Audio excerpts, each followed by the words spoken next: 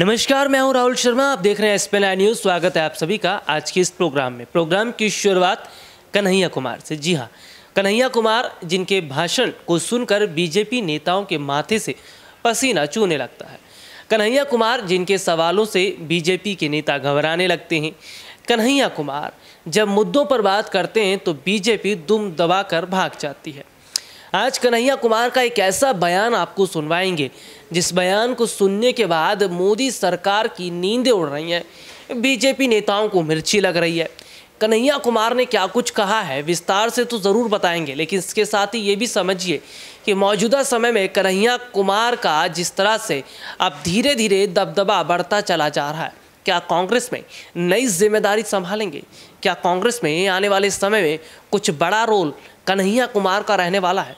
हालांकि अभी तो एक नेता के तौर पर कन्हैया कुमार जाने जाते हैं, लेकिन क्या संभावना बन रही है कि जल्द ही कन्हैया कुमार को प्रवक्ता के तौर पर जिम्मेदारी दी जा सकती है?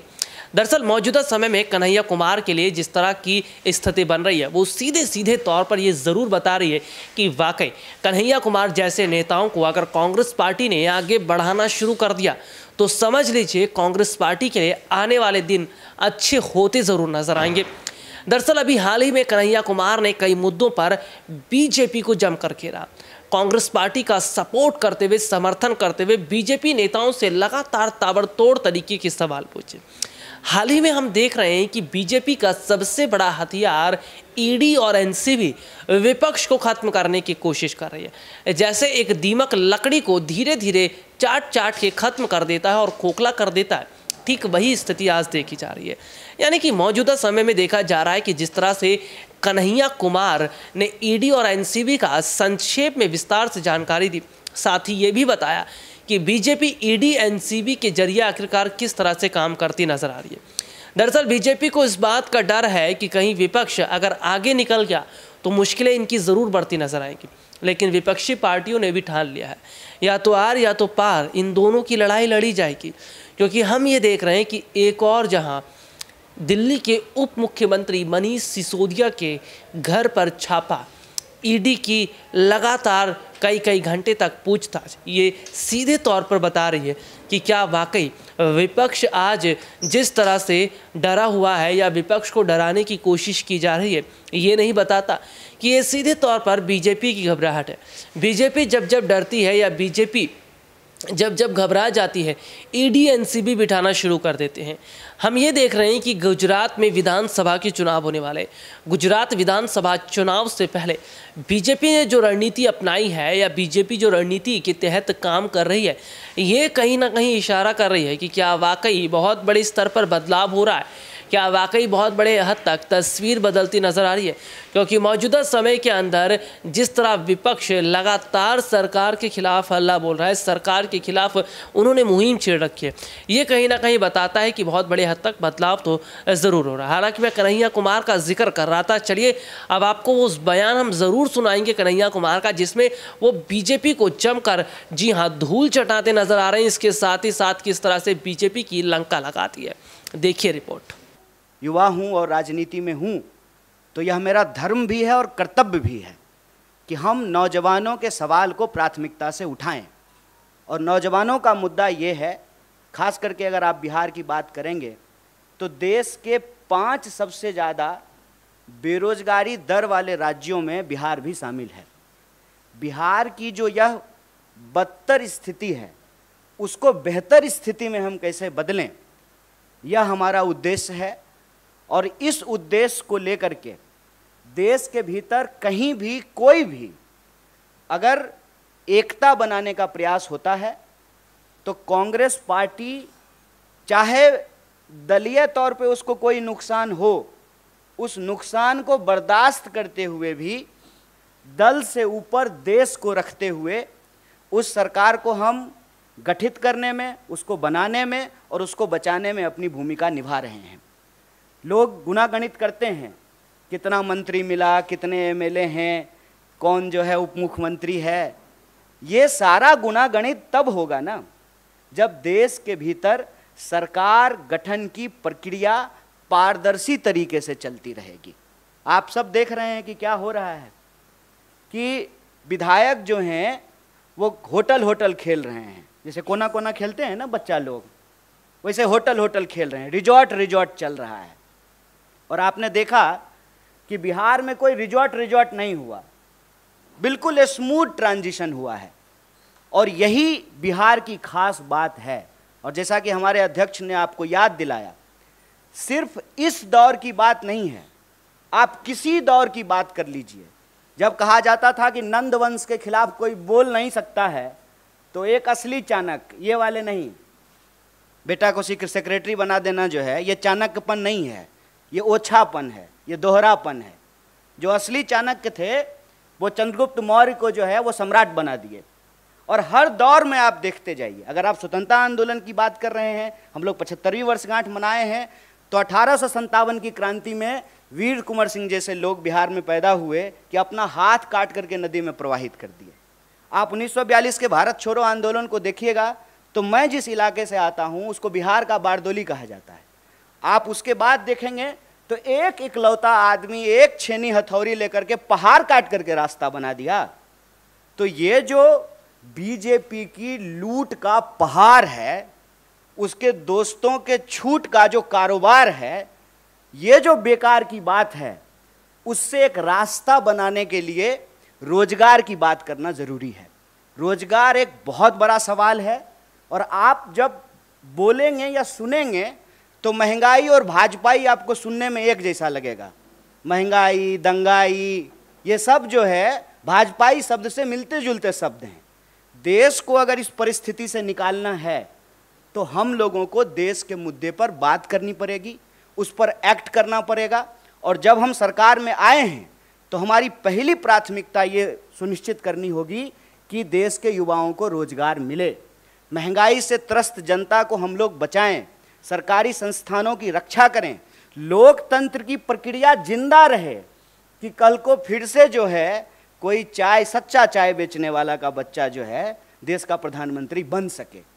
नेहरू जी हुए तभी मोदी जी हुए हैं, तो मोदी जी ऐसी परिस्थिति ना पैदा कर दें। वो कालिदास की कहानी आप लोग सुने होंगे कि जिस डाल पे बैठे हैं उसी डाल को काटने लगे हैं। तो यह जो अलोकतांत्रिक ढंग से लोकतांत्रिक सरकार के गठन का दावा किया जाता है, यह दावा किताबी है, यह दावा फर्जी है। असल में जनमत की चोरी होती है, उस जनमत को भी बचाना है, और सिर्फ सरकार के गठन कर लेने से कुछ नहीं होगा। बतौर पार्टी, बतौर किसी भी गठबंधन का सदस्य, हमारी ये जिम्मेवारी है कि जो घोषणाएं हमने चुनाव के दौरान की हैं, उन घोषणाओं को हमको लागू करना पड़ेगा। ऐसा नहीं चलेगा कि दूसरे पे थू थू करेंगे, उससे जो है हम साफ हो जाएंगे। तो रोजगार हमारे लिए एक बहुत बड़ा सवाल है। जब यहाँ हमारे बिहार के प्रभारी और नेता आपको सरकार गठन की बधाई दे रहे हैं, देश में जो इसका एक पॉजिटिव संदेश है, इसमें कोई दो राय नहीं है। सेना का मनोबल यदि गिर जाए कि हम युद्ध जीत ही नहीं सकते हैं, तो लड़ने से पहले ही हार जाएंगे। और आप सब ऐसा तो है नहीं कि सामने कुर्सी पे बैठे हुए हैं तो आप ज्ञानी नहीं हैं और हम थोड़ा ऊंचा कुर्सी लगा लिए हैं तो ज़्यादा ज्ञानी हैं, ऐसा तो बिल्कुल भी नहीं है। आप भी इसी समाज में रहते हैं, आप देख रहे हैं कि महंगाई की क्या हालत है। पेट्रोल पंप पे जब मीटर चलता है ना, तो ऐसा धड़कन भी उसी स्पीड से बढ़ने लगता है। मैं तो कहता हूँ कि देश ने सरकार नहीं चुना है, खून चूसने वाला सिरिंज खरीद लिया है। हर मुद्दे पे जो है सरकार से जो भी आप एक्सपेक्ट करते हैं, उस एक्सपेक्टेशन को तो छोड़ दीजिए। जैसा दुष्यंत कुमार ने लिखा है कि कहाँ तो तय था चिरागा हर एक घर के लिए, कहाँ चिराग मयस्सर नहीं शहर के लिए। कि पेट्रोल महंगा है, एक तरफ पेट्रोल ऊपर जा रहा है, रुपया नीचे आ रहा है।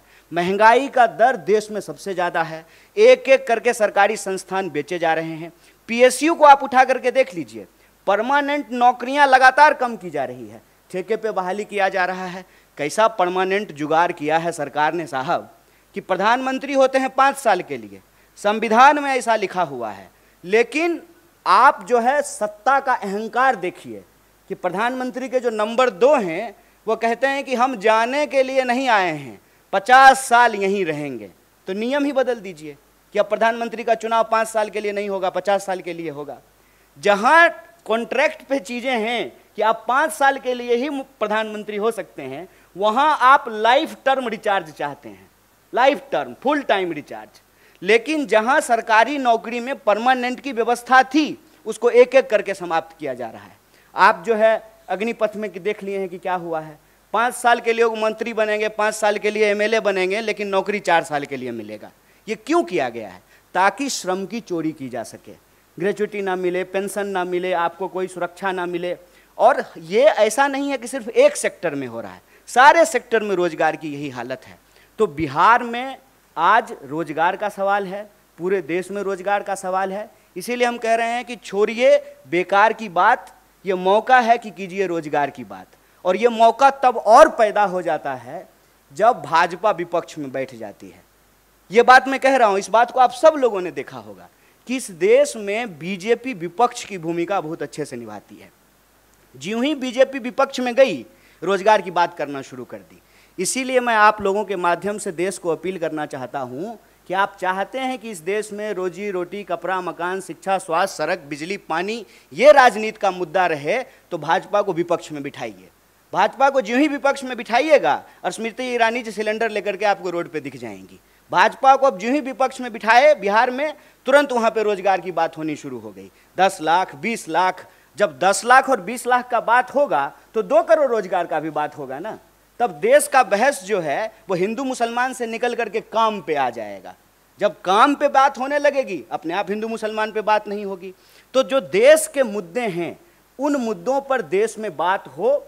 और जो एक अंधेरे का वातावरण बनता जा रहा था ना कि भाजपा तो अजय है, इसको हराया नहीं जा सकता है, ए साहब ये बिहार है, संभल के रहिएगा।